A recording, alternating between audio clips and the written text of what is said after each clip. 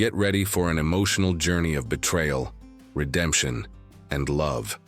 In A New Beginning, we follow Claire, a woman who faces the pain of infertility and her husband Victor's betrayal, only to find strength in a new chapter in New York.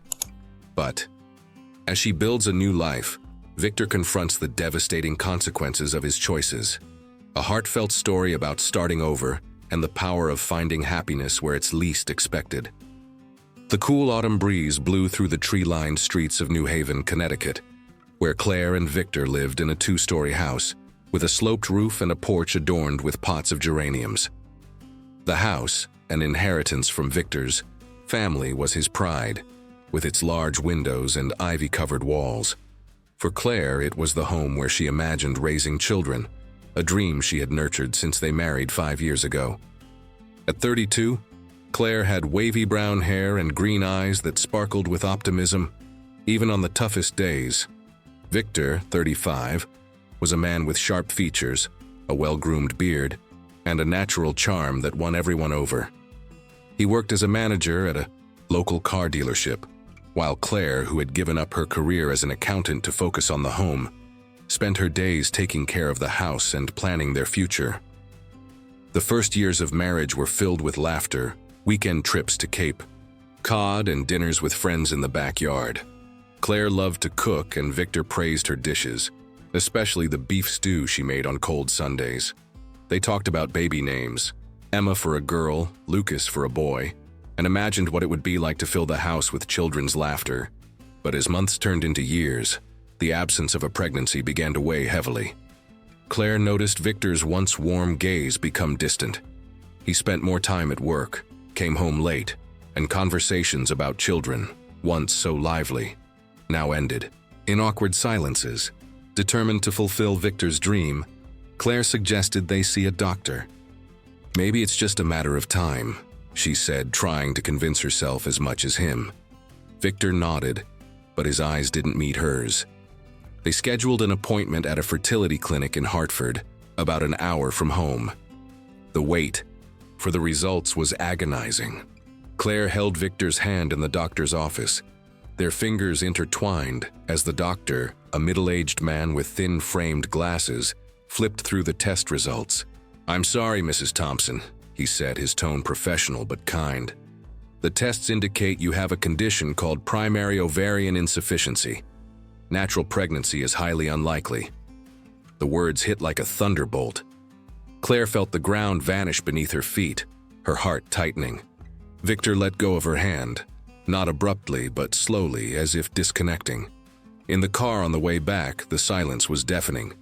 Claire tried to talk, suggesting adoption or other treatments, but Victor only muttered, "We'll think about it later."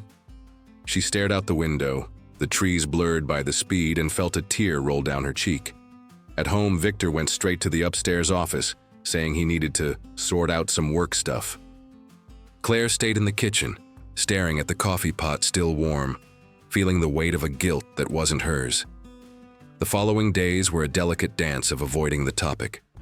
Claire tried to keep the routine, cleaning the house, preparing dinner, watering the geraniums, but every task felt like a reminder of the growing void between them. Victor spent more time away, claiming meetings or client commitments. At night, he sat on the couch, phone in hand, replying to messages with a faint smile Claire didn't recognize. She began to notice small signs, the different cologne on his jacket, the way he quickly locked his phone when she entered the room. Still, Claire refused to believe something was wrong. "He just needs time," she thought as she carefully folded his clothes. One night, while Victor was showering, Claire saw his phone on the nightstand. The screen lit up with a notification. She hesitated, her heart racing, but curiosity won. Unlocking the device, the password was their wedding date. She saw a message from someone named Lisa. "Can't wait to see you tomorrow." Claire's world stopped. She felt nauseous, her hands trembling as she held the phone. When Victor came out of the bathroom, a towel around his waist, he saw her with the phone and his face hardened. "What are you doing?" he asked, his voice sharp. Claire, tears in her eyes, stammered, "Who's Lisa?" Victor snatched the phone from her hand but didn't answer. That night, he slept in the guest room. The days dragged on, and the tension in the house was palpable. Claire tried to confront Victor again, but he deflected, saying she was overreacting or that it was nothing. She began to wonder if her infertility was the real reason for his distance, or if there was something deeper, something she didn't want to admit. Claire spent hours on the porch, staring at the geraniums which now seemed to wilt, as if sensing her sadness. She remembered their wedding day when Victor looked into her eyes and promised to love her forever. How had things changed so quickly? Meanwhile, Victor wrestled with his own demons. He loved Claire, or at least thought he did, but the dream of being a father consumed him. Since childhood, he had imagined teaching a son to play baseball, taking a daughter to her first day of school. The news of Claire's infertility shook him more than he admitted. He didn't want to blame Claire, but every time he looked at her, he saw the future he wouldn't have. Lisa, with her vibrant energy and promises of a fresh start, seemed like an escape. He knew it was wrong, but he justified his actions by telling himself he deserved to be happy. Claire, in turn, began to question her worth. She had given up her career to be the perfect wife, but now she felt inadequate. She tried to keep busy, reading self-help books, watching cooking videos, but nothing filled the void. She thought about confronting Victor again, but feared the truth. A part of her still believed she could fix the marriage, that she could win back his love. But deep down, she knew something was irrevocably broken. One afternoon, while cleaning Victor's office, Claire found a receipt from a restaurant in Hartford, an expensive place they had never visited together. The receipt was from 2 days ago, and the amount was too high for one person. She tucked the paper in her pocket, determined to confront him that night. When Victor came home, Claire was in the living room, the receipt in her hand, her heart pounding. "Victor, we need to talk," she said, her voice firm but trembling inside. He looked at her, and for the first time, Claire saw something beyond coldness in his eyes. Guilt. The weeks following the confrontation in the living room were a whirlwind of emotions for Claire. The guilt she saw in Victor's eyes that night brought no relief, only more questions. He neither denied nor confirmed who Lisa was, merely looking away and saying he was tired and that it wasn't the time. Claire, her heart heavy, decided not to press further, but the seed of distrust was already planted. She spent her days trying to maintain a facade of normalcy, cooking, cleaning, watering the wilting geraniums on the porch, but every task felt mechanical, as if she were living someone else's life. The house, once a haven of love, now felt like a stage where she and Victor played disconnected roles. Victor, meanwhile, dove deeper into his escape. He met Lisa at a bar in Hartford, the Rusty Anchor, a place with neon lights and loud music where he had gone with co-workers to unwind after a long day. Lisa, 27, was a bartender with dyed blonde hair, piercing blue eyes, and a smile that seemed to promise adventure.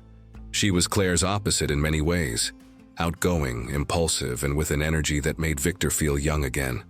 That first night, as Lisa served a craft beer with a witty comment, Victor felt something he hadn't felt in months: desire, not just for her, but for a different life, one where he could have what he always wanted, a family, a child. The conversations with Lisa started innocently. Victor returned to the bar on nights he told Claire he had meetings. He talked about cars, work, and eventually his frustration with his marriage. Lisa listened intently, leaning over the counter, the neckline of her black blouse accentuating her curves. "You deserve more, Vic," she said one night, shortening his name, in a way that made him laugh. "Life doesn't have to be so complicated." Those words echoed in Victor's mind as he drove home, the radio off, the weight of betrayal beginning to form but quickly smothered by thoughts of Lisa. The affair began a few weeks later. Victor rented a room at a cheap motel on the outskirts of Hartford, telling Claire he needed to stay in the city for a sales event. Lisa arrived with a bottle of wine and a mischievous smile, and for the first time in years, Victor felt an adrenaline rush that made him forget the guilt. They began meeting regularly, always in secret. Lisa talked about her dreams of traveling, of living in a big city like New York, and Victor found himself imagining a life with her, one where he could be a father. When Lisa casually mentioned that she would love to have kids someday, Victor's heart raced. It was as if fate were offering him a second chance. Meanwhile, Claire struggled to hold the pieces of her life together. She began to notice Victor was more absent than ever. He came home smelling of a sweet perfume that wasn't hers, and his excuses grew vaguer. One night, while he slept on the couch, Claire picked up his phone again. This time, there was a photo of Lisa, smiling, in a park with the caption, "Ever thought about running away with me?" Claire felt the ground disappear again, but this time the pain was different. Less shock, more a painful acceptance. She didn't confront Victor right away. Instead, she kept the pain to herself, trying to understand what she had done wrong. Claire began questioning herself even more. Was it her infertility? Was she no longer enough for Victor? She spent hours looking at old wedding photos, trying to pinpoint the exact moment things changed. There was a picture of them at Cape Cod Beach, Victor with his arm around her, both laughing under the sun. That Claire seemed like a stranger now. She thought about confronting Victor but feared hearing the truth. What if he admitted he no longer loved her? What if he wanted a divorce? Victor, meanwhile, was increasingly entangled with Lisa. She made him feel alive, as if he could rewrite his story. During one of their nights together, Lisa rested her head on his chest and said softly, "I want to build something with you, Vic. Something real." Those words hit him like a bolt. He began imagining a life with Lisa, a house full of children, a future where he didn't have to carry the weight of disappointment. But deep down, the guilt still gnawed at him. He saw Claire at home, trying to maintain normalcy, and felt a pang of remorse. But the desire for Lisa and what she represented was stronger. One night, after a silent dinner with Claire, Victor received a message from Lisa. "Need to tell you something important. Meet me tomorrow?" He replied immediately, his heart racing with the possibility of what it could be. The next day at the motel, Lisa greeted him with a nervous smile. "Vic, I'm pregnant," she said, holding his hands. Victor was stunned, a mix of joy and panic washing over him. He hugged her, but his mind was already racing with what this meant. He would have the child he always wanted, but at what cost? He thought of Claire, at home, waiting for him, and for the first time, the reality of his choices began to weigh on him. Claire, unaware of Lisa's pregnancy, sensed something big was coming. She noticed a change in Victor. He was more restless, more distant, but also, strangely, more confident. One night while he was showering, she found a positive pregnancy test in the pocket of his jacket. Her world collapsed. It wasn't hers, she knew that. The pain was unbearable, but Claire wasn't ready to confront him yet.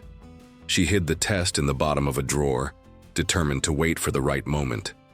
Meanwhile, Victor planned how to tell Claire about Lisa and the baby, unaware of how it would destroy what was left of their marriage. The tension in the house reached an unbearable point. Claire began planning what she would do if her suspicions were confirmed. She thought about returning to work, rebuilding her life, but the idea of leaving the house, the home she loved so much, was devastating. Victor, on the other hand, was torn between the dream of being a father and the guilt of betraying Claire. He knew he needed to make a decision, but every step toward Lisa pulled him further from the woman he once vowed to love. The morning in New Haven dawned cold, with a thin mist covering the streets and the golden autumn leaves falling slowly in Claire and Victor's backyard. The house, once vibrant with promises of a happy future, now felt suffocating, as if the walls held too many secrets. Claire woke up with a heavy heart, the pregnancy test she found in Victor's jacket pocket burning in her mind. She had hidden it in the nightstand drawer, but its presence was like a shadow following her through every room. During breakfast, Victor ate in silence, his eyes fixed on his phone, while Claire stirred her coffee with a spoon, the metallic sound echoing in the quiet kitchen. She wanted to scream, to confront him, but the words formed and died in her throat. In the days that followed, Claire lived in a constant state of alertness. Every ping of Victor's phone, every sudden departure, every evasive glance was like a knife in her heart. She tried to convince herself that there might be an explanation, but the truth was undeniable. The sweet perfume on his clothes, the messages he quickly deleted, the pregnancy test. Everything pointed to a betrayal she could no longer ignore. Claire began planning the confrontation, mentally rehearsing what she would say. She wanted answers, but above all, she wanted to understand why Victor, the man who promised to love her in sickness and in health, seemed so willing to throw her away. Victor, meanwhile, was caught in a whirlwind of emotions. The news of Lisa's pregnancy had left him euphoric, but also terrified. He imagined the child he always wanted, running through the backyard, calling him Daddy. But every thought of a future with Lisa came with an image of Claire, alone in the kitchen, her eyes full of sadness. He knew he needed to tell the truth, but the idea of facing Claire paralyzed him. He spent hours at work, delaying the inevitable, while Lisa pressed for a decision. "Are you going to tell her, Vic? Or should I?" She asked one night at the motel, her tone half playful, half serious. Victor felt a chill down his spine. He knew the moment of truth was coming. That Friday, Claire decided she could wait no longer. She spent the day on the porch, staring at the wilting geraniums, trying to muster courage. When Victor came home around 7 in the evening, she was in the living room, the pregnancy test in her hand. Her heart was pounding so hard it seemed to echo in the silence. "Victor, we need to talk," she said, her voice firm but with a tremor that betrayed her pain. He stopped at the door, his face hardening when he saw the test in her hands. "Where did you find that?" he asked, his voice low, almost a whisper. "In your pocket," Claire replied, her eyes locked on his. "Who is she, Victor? And don't lie to me." What followed was an explosion of emotions. Victor, cornered, began to speak, the words pouring out like a river breaking a dam. He admitted the affair with Lisa, the bartender he met in Hartford. He confessed he had known her for months, that she was different, that she made him feel alive. And then, the worst part? "She's pregnant, Claire. I'm going to be a father." Each word was a blow, and Claire felt the air escape her lungs. She wanted to scream, to cry, but she stood frozen, tears streaming silently down her face. "How could you?" she managed to say, her voice breaking. "I gave you everything, Victor. Everything." The argument escalated quickly. Victor, in a mix of guilt and defensiveness, raised his voice. "You don't understand, Claire. I've always wanted to be a father, and you can't give me that." The words cut like a blade. Claire, trembling, shot back. "So that's it? I'm not enough because I can't give you a child?" Victor, his face red, let slip the phrase that would seal the end. "This house is mine, Claire. It's my family's inheritance. If you can't give me what I want, maybe it's better if you leave." The silence that followed was deafening. Claire looked at him, the man she loved, and saw a stranger. That night, Claire didn't sleep. She spent hours on the porch, wrapped in a blanket, staring at the stars as tears fell. The house, with its wilting geraniums and memories of happier days, now felt like a prison. She thought about fighting, begging Victor to change his mind. But the pain of his betrayal and the cruelty of his words convinced her there was nothing left to save. By morning, she began packing.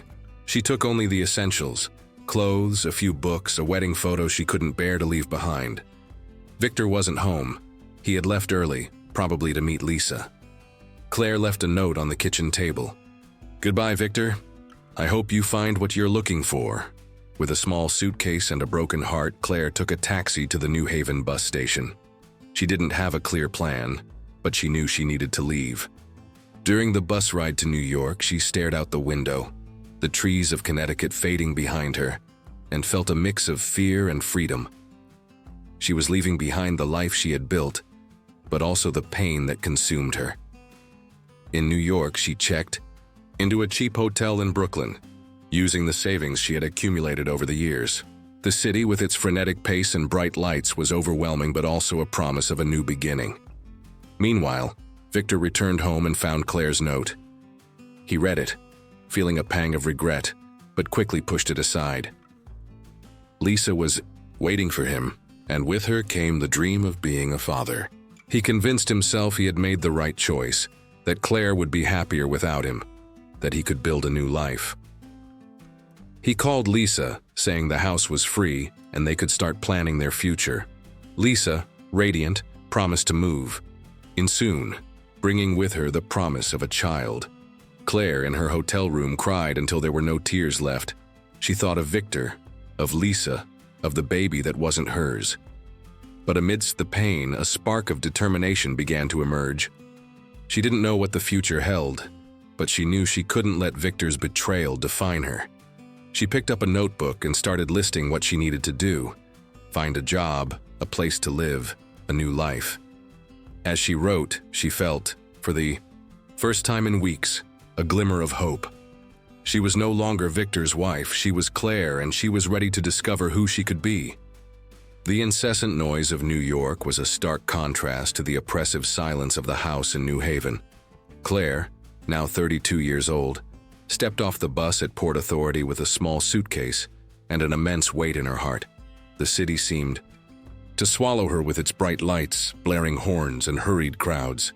She felt tiny, a stranger in a world that didn't stop to breathe. Yet amid the chaos there was a promise of reinvention, a chance to leave behind the Claire who had been Victor's wife and find a new version of herself. The hotel in Brooklyn, with its thin walls and worn carpet, was all her savings could afford. At night, lying on the hard bed, she listened to the sound of distant sirens and tried to imagine what would come next. The first days in the city were a test of resilience. Claire spent hours walking the streets, the November cold biting her hands as she clutched a paper coffee cup.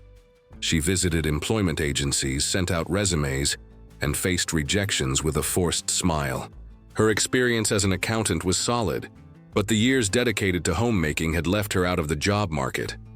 "You have a gap in your resume," one recruiter said, with a tone that mixed pity and disdain. Claire returned to the hotel exhausted but refused to give up. She thought of Victor and Lisa, of the house that was no longer hers, and it pushed her to keep going. "I'm more than the wife he discarded," she repeated to herself, like a mantra. After weeks of searching, Claire landed an interview at a beverage company called Sterling Beverages, an industry giant headquartered in Manhattan. The position was for an executive assistant to the CEO, a role requiring organization, discretion, and administrative skills. Claire, with her accounting background and newfound determination, impressed the HR manager with her clarity and composure. "You seem like someone who can handle pressure," the woman said, adjusting her glasses. Claire smiled, hiding the inner turmoil. She was called for a second interview, this time with the CEO himself, Richard Sterling. Richard, 45, was a man with a commanding presence, with gray hair at his temples and brown eyes that seemed to see beyond appearances. Divorced for 2 years, he was raising his 3 children alone: Emma, 7, Noah, 5, and Lily, 3. His ex-wife, Amanda, had cheated on him with a co-worker, leaving scars that Richard hid behind a professional facade. During the interview, he asked Claire about her experience, but also about her motivations. "Why do you want to start over here?" he asked, leaning back in his leather chair. Claire hesitated, but decided to be honest. "I lost a lot of what I thought defined who I was," she said, her voice steady but soft. "I want to prove to myself that I can build something new." Richard nodded, as if recognizing the pain in her words. Claire was hired. On her first day, she arrived at the office in a navy blazer she bought on clearance. The Sterling Beverages building, with its floor-to-ceiling glass windows and views of Central Park, was intimidating. Claire felt out of place among the polished, confident colleagues, but she threw herself into the work with dedication. Her role involved managing Richard's schedule, organizing meetings, and handling confidential documents. She quickly stood out for her attention to detail and ability to anticipate his needs. Richard, in turn, noticed Claire's dedication, but also something more: a quiet resilience that intrigued him. Outside of work, Claire began to adjust to life in New York. She rented a small studio in Brooklyn with a window overlooking a brick wall, which she decorated with colorful curtains and a plant. It was modest, but it was hers. On weekends, she explored the city, walking through Central Park or visiting bookstores in Greenwich Village. Each step felt like a small act of defiance against the pain she still carried. She thought of Victor less, but the memories still surfaced, especially at night when loneliness weighed heavier. She wondered how he was, if Lisa had already moved into the house, if the baby had a name. Meanwhile, Richard faced his own challenges. Raising 3 children alone was a daunting task, even with a nanny's help. Emma, the eldest, was curious and introspective, always with a book in hand. Noah, the 5-year-old, was full of energy but sensitive, often crying over his mother's absence. Lily, the youngest, was a smiling girl but too young to understand why mommy didn't come back. Richard did his best, but the weight of being a single father, combined with the demands of running a company, left him exhausted. He saw Claire as a reliable ally at work, someone who not only did her job but brought a calm he didn't find in anyone else. One afternoon, while Claire organized Richard's schedule, he called her for an informal chat. "Have you ever thought about going back to accounting?" he asked, curious. Claire laughed, surprised by the question. "Sometimes," she admitted, "but for now, I'm enjoying being here. It's a fresh start." Richard smiled, and for the first time, Claire noticed a softness in his gaze. "I know what it's like to need a fresh start," he said, almost in a whisper. In that moment, something shifted between them. A subtle connection, rooted in shared pain that neither named. Claire began to feel more confident. She made friends with colleagues like Sarah, a marketing analyst who invited her for coffee, and even started attending a yoga class in the neighborhood. Each day, she felt less like the woman who left Connecticut and more like someone with a future ahead. Richard, meanwhile, began to trust Claire more, sharing small details of his life. He mentioned his children, the challenge of balancing work and fatherhood, and in a moment of vulnerability, Amanda's betrayal. "You think you get over it, but you never forget," he said, looking at the Manhattan skyline. Claire nodded, feeling an echo of her own pain. As Christmas approached, Richard invited Claire to a company event, a gala at a luxury hotel.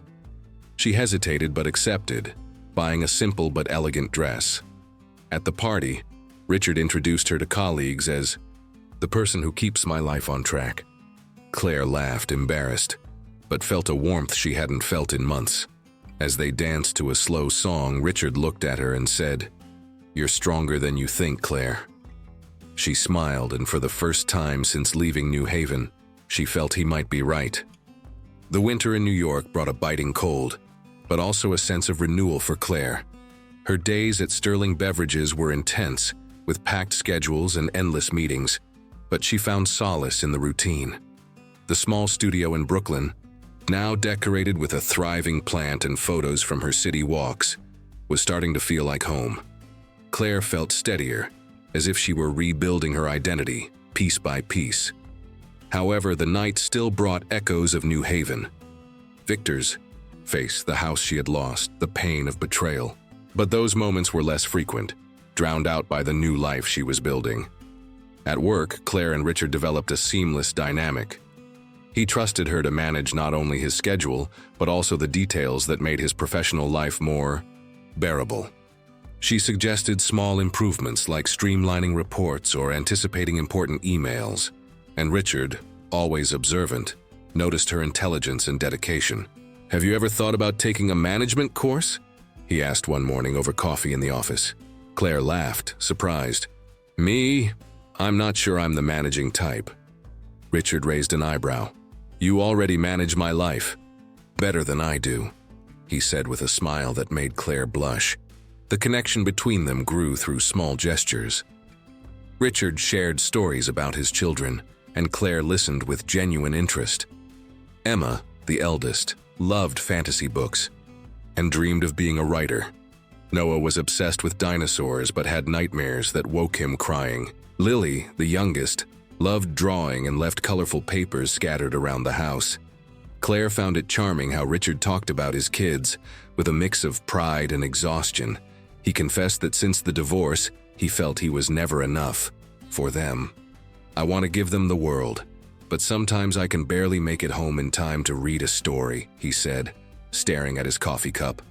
Claire, touched, replied, "You're doing the best you can. They feel that." Richard looked at her, and for a moment their eyes met in a way that made her heart race.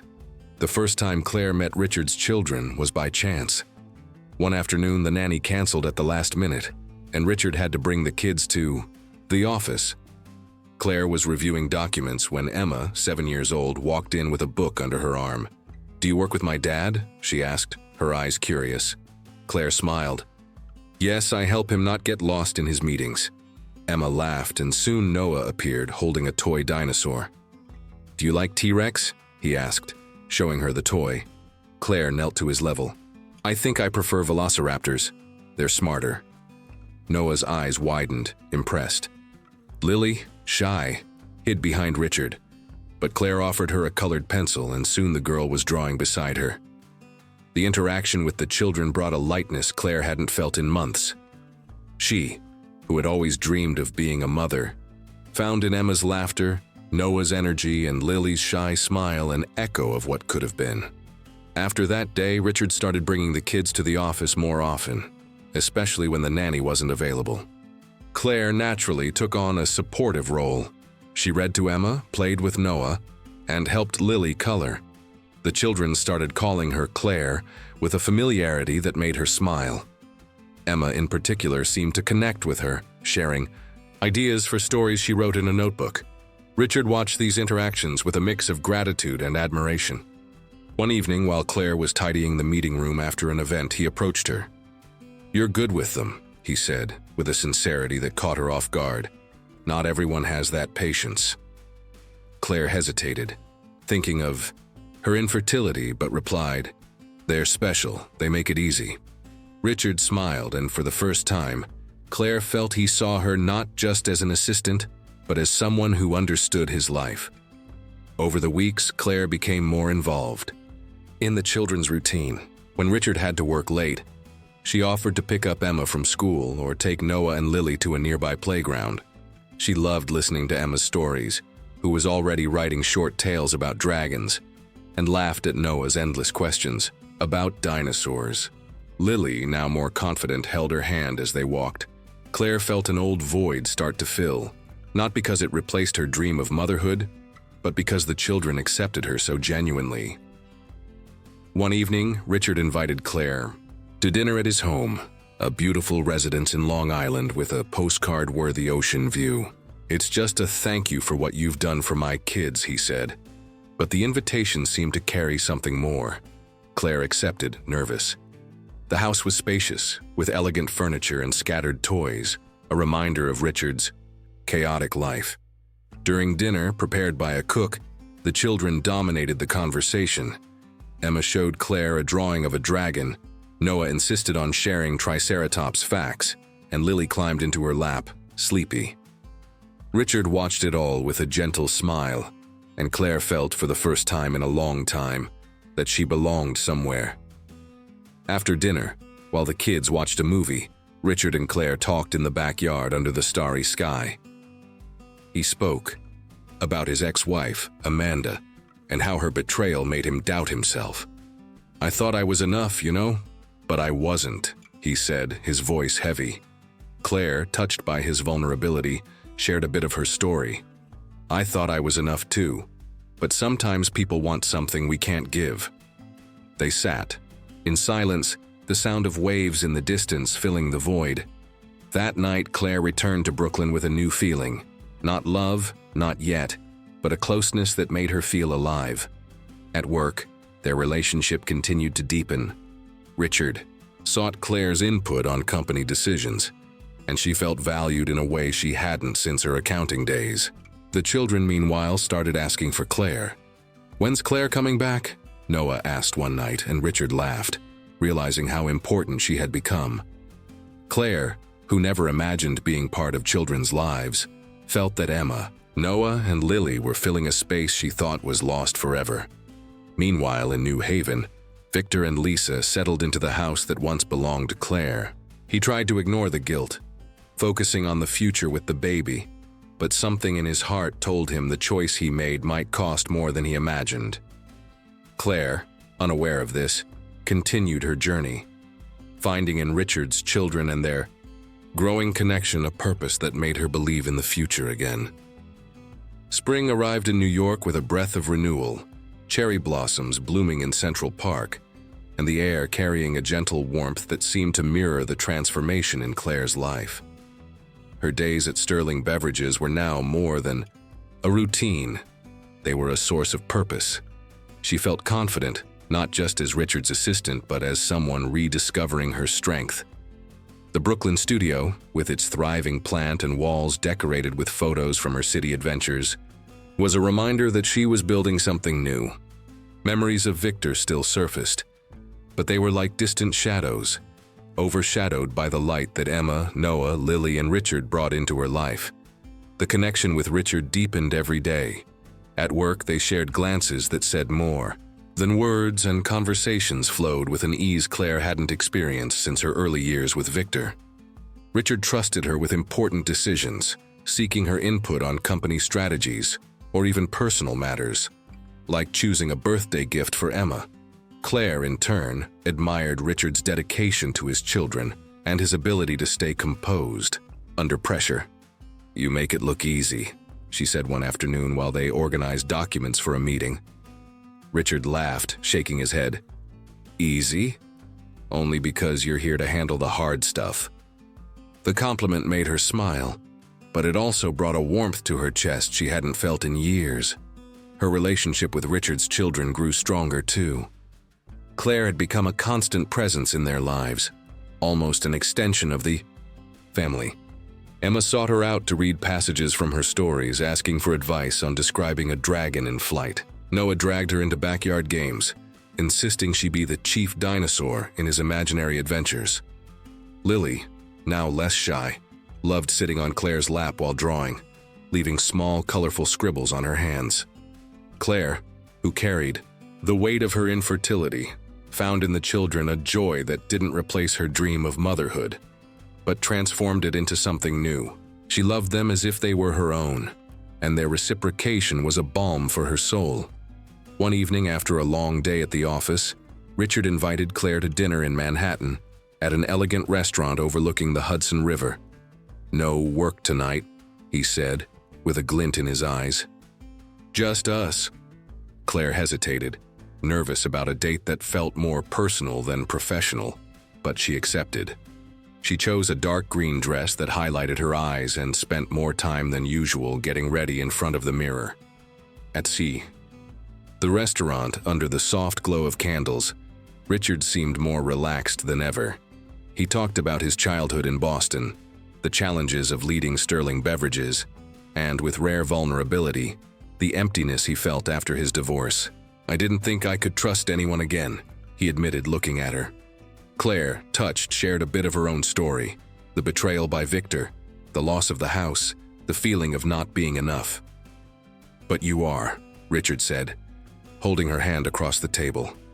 "More than enough." That dinner marked the start of something new.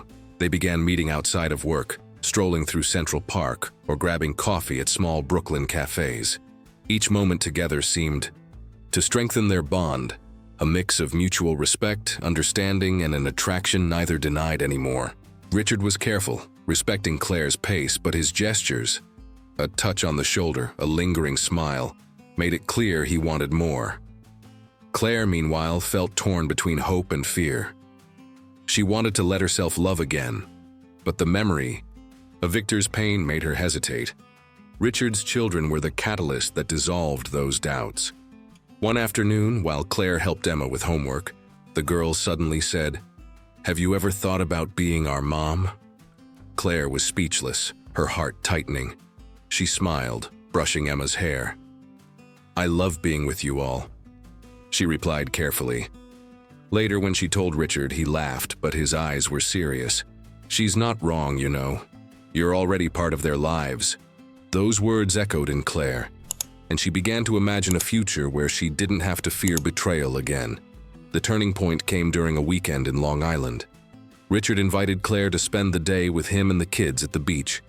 They played in the sand, built castles, and chased the waves. Noah shouted with joy. Lily laughed as Claire held her, and Emma told stories about mermaids. Richard watched, and Claire noticed a different spark in his gaze. That night, after the children were asleep, he took her to the deck, where the sound of the ocean filled the silence. Under the stars, Richard took her hand. "Claire, you've changed everything," he said, his voice steady but emotional. "I don't want to imagine my life without you anymore. Will you marry me?" Claire felt the world stop. Tears filled her eyes, not from sadness but from a happiness she thought impossible months ago. "Yes," she whispered before throwing herself into his arms. Richard held her, and they stood there with the sea as their witness, sealing a promise that seemed to heal both their scars. When they went back inside, Claire looked at the sleeping children and felt, for the first time, that she was exactly where she belonged. The following days were a whirlwind of emotions. Claire and Richard began planning their future, discussing what life together would be like. She worried about the children's reaction, but Emma, Noah, and Lily received the news with excitement. "Are you going to live with us?" Noah asked, his eyes sparkling. Claire laughed, hugging him. "Yes, I am." Richard, meanwhile, was radiant, planning a small but meaningful ceremony in Long Island. He wanted Claire to feel at home, not just as his wife, but as part of the family they were building. Meanwhile, in New Haven, Victor was beginning to see the cracks in his new life. Lisa, now living in the house that once belonged to Claire, seemed more interested in parties and spending than in building a family. Victor tried to ignore the unease, focusing on the baby on the way, but the guilt for expelling Claire began to weigh on him. He dreamed of her sometimes, waking with an emptiness he couldn't explain. Unaware of this, Claire prepared for a new chapter, feeling that the love she found with Richard and his children was finally greater than any pain from her past. While Claire planned her future with Richard in New York, Victor's life in New Haven took a dark turn. The house, once a home filled with memories of Claire, now echoed with Lisa's frenetic energy. She had moved in shortly after Claire's departure, bringing suitcases full of designer clothes and an attitude that Victor initially found vibrant, but soon began to see as reckless. The baby, a boy named Ethan, was born in a local hospital in the fall, with Victor holding Lisa's hand, convinced he had finally realized his dream of being a father. He looked at the little boy with blue eyes reminiscent of Lisa's and felt a surge of hope. But as months turned into years, the cracks in his new life began to widen. Lisa, now 29, didn't adjust to the routine of motherhood. She went out almost every night, leaving Ethan with Victor or a babysitter he struggled to pay for. The parties in Hartford, expensive dinners, and impulsive shopping drained Victor's savings. The car dealership where he worked was facing a sales slump, and his salary barely covered Lisa's growing expenses. "You need to relax, Vic," she'd say, laughing, as she opened another bottle of pricey wine. But Victor couldn't relax. He looked at Ethan, now nearly 2, and felt mounting pressure. He wanted to be the father he'd imagined, but the reality of raising a child alone while Lisa lived as if nothing had changed wore him down. The guilt of having expelled Claire haunted him too. He dreamed of her often, waking with the weight of the note she'd left on the kitchen table. "Goodbye, Victor. I hope you find what you're looking for." He tried to ignore it, focusing on Ethan, but the house felt haunted by Claire's memories. The geraniums she loved, now dead on the porch, the way she organized the kitchen, the sound of her laughter at Sunday dinners. Lisa, on the other hand, left dirty dishes in the sink and clothes scattered, turning the house into a chaos Victor couldn't control. The truth about Lisa came crashing down on a winter night, just before Ethan's second birthday. Victor found messages on her phone, exchanged with a man named Jake, a DJ she'd met on one of her nights out. The messages were explicit. full of flirtations and plans to meet. Victor, his heart racing, confronted Lisa when she came home at 2 in the morning reeking of cigarettes and expensive perfume. "Who's Jake?" he asked, holding her phone. Lisa, caught off guard, tried to laugh it off, but Victor's glare was unrelenting. "It's nothing, Vic. Just a friend," she said, but the lie was obvious. The argument that followed was brutal. Lisa, cornered, admitted she'd been having an affair with Jake for months. But the final blow came when, in a fit of rage, she shouted, "You think Ethan is yours? He's Jake's." Victor froze, the ground disappearing beneath him. He demanded a paternity test, and Lisa, with a look of contempt, agreed. Days later, the result confirmed his worst fear. Ethan wasn't his son. Victor felt his world collapse. The dream of being a father, for which he'd sacrificed his marriage to Claire, was a lie. He looked at Ethan, playing with blocks on the rug, and felt a pain he couldn't name. Victor ended things with Lisa that same week. She left the house, taking her clothes and leaving behind only debts and an emptiness Victor didn't know how to fill. He tried to stay in touch with Ethan, but Jake, now claiming paternity, made it clear Victor had no place in the boy's life. Alone in the house he'd inherited from his family, Victor faced silent nights, broken only by the sound of the wind against the windows. He started drinking more, arriving late to work, and his performance at the dealership plummeted. His colleagues noticed the change.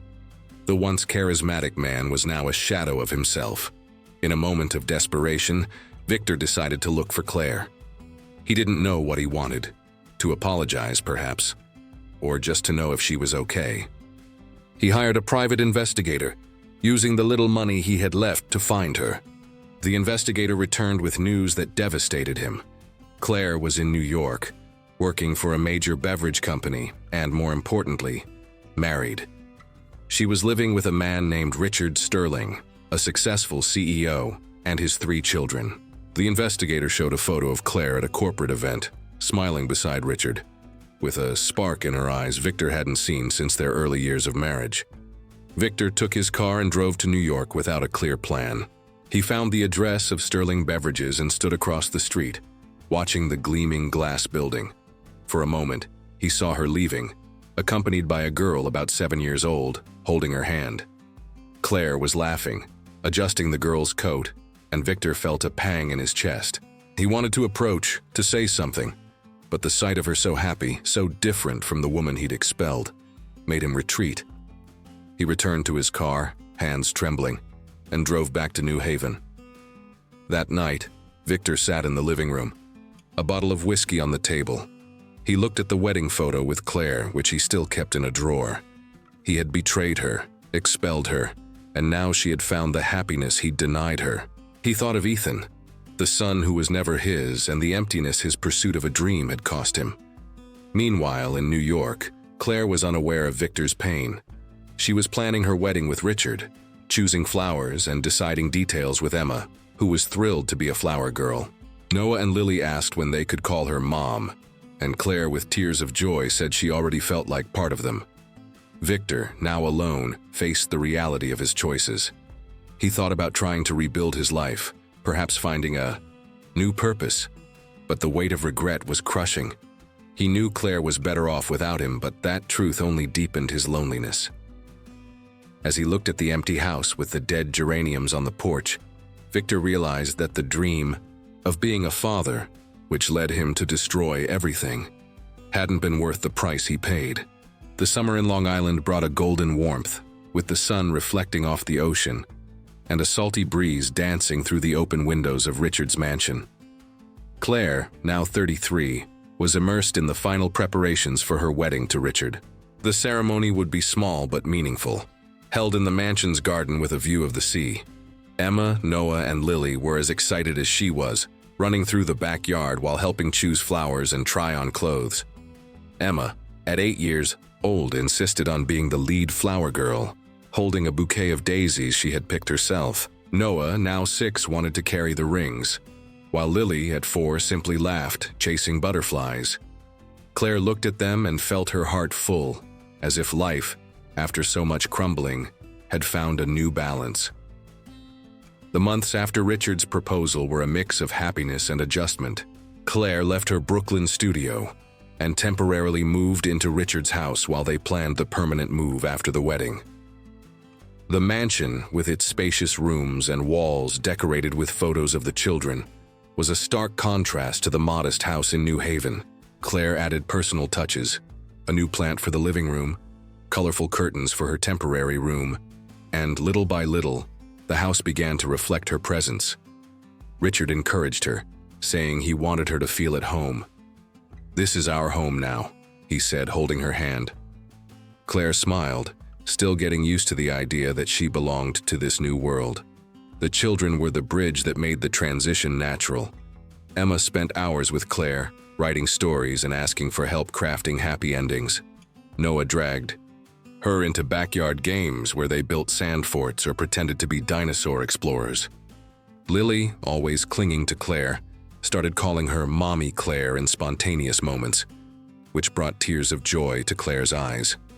She never imagined she could love children who weren't hers so deeply.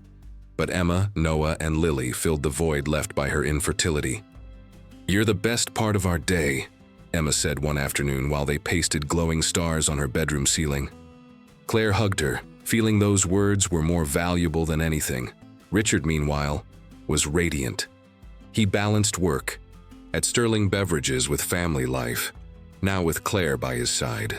They shared simple routines, making breakfast together, dropping the kids off at school, watching movies at night with popcorn scattered on the couch. Richard admired Claire's strength, her ability to turn pain into love. He told her about his own fears, about how he worried he wasn't enough for his children after the divorce. Claire, with her characteristic calm, reassured him, "You're their world, Richard, and now we're their world." He kissed her, grateful to have found someone who understood his scars. The wedding day arrived on a sunny Saturday. The mansion's garden was decorated with white lanterns and wildflowers, chosen by Claire for their simplicity and beauty. She wore a flowing ivory dress that danced in the breeze, and Richard, in a light gray suit, couldn't take his eyes off her. Emma led the flower girls, with Noah proudly carrying the rings and Lily shyly tossing petals. Close friends and colleagues from Sterling Beverages like Sarah, the marketing analyst who had become Claire's friend, were there, cheering as the couple exchanged vows. "I promise to love you, support you, and build a family with you," Richard said, his voice choked with emotion. Claire, tears in her eyes, replied, "I promise to stand by your side forever, with all my heart."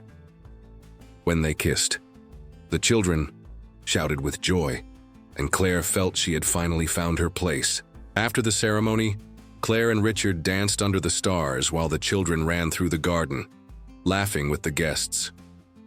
Claire looked at Richard, at Emma, Noah, and Lily, and thought about how life had taken her from a broken heart in New Haven to this moment of fulfillment. She no longer thought of Victor, but if she did, she'd know he could no longer hurt her. Her happiness was greater than any pain from the past. Meanwhile, in New Haven, Victor lived in an emptiness he had created himself. The house, now silent and cluttered, was a constant reminder of his choices. He had lost Ethan, the boy he believed was his son, and Lisa, who had abandoned him to pursue her life of parties. His job at the dealership was at risk, with his boss threatening to fire him due to tardiness and mistakes. Victor spent his nights drinking, staring at the wedding photo with Claire he still kept. He knew she was happy, married, living the life he had denied her. The guilt consumed him, but there was no going back. Claire, oblivious to Victor's suffering, dove into her new life. She and Richard planned a short honeymoon in Cape Cod, a place that ironically Claire had visited with Victor, but now held new meaning. The children would stay with their paternal grandmother, and Claire felt peace knowing they were happy with their new family. She began taking on more at Sterling Beverages, tackling projects that used her accounting skills, encouraged by Richard. "You can do anything," he said, and for the first time Claire believed it. The months after the wedding brought a routine of love and laughter. Claire helped Emma with her stories, which now featured a heroine inspired by her. Noah convinced her to join expeditions in the backyard, and Lily fell asleep in her lap while watching cartoons. Richard and Claire worked as a team, facing the challenges of parenthood and professional life, with a partnership that strengthened them. They talked about the future, maybe a family trip, maybe more projects for Claire at the company. She felt that at last she had a family, not despite her infertility, but because of the love she had found. Victor in New Haven faced the opposite. He tried to rebuild, picking up new hobbies, but nothing filled the void. He thought of Claire, how he had betrayed her, how he had expelled her for a dream that turned out to be an illusion. He knew she was better off without him, but that truth only deepened his loneliness. While Claire laughed with Richard and the children in Long Island, Victor looked at the empty house, the dead geraniums on the porch, and realized the price of his choices was a life without love, without family, without the child he so desperately wanted. Claire in her new life didn't look back. She had found a home, a love, and a family that accepted her for who she was. Each day with Richard, Emma, Noah, and Lily was a reminder that sometimes the happiest endings come after the greatest pain. Did her ex-husband Victor pay a fair price for his choices? Watch this captivating story, full of drama, romance, and twists that will touch your heart. What did you think of the story? Rate it from 0 to 10 in the comments. What would you do in Claire's place? Did Victor deserve this ending? Leave an emoji that represents your emotion about this story. Subscribe to the channel, turn on the notification bell, and share this video with someone who loves stories of overcoming.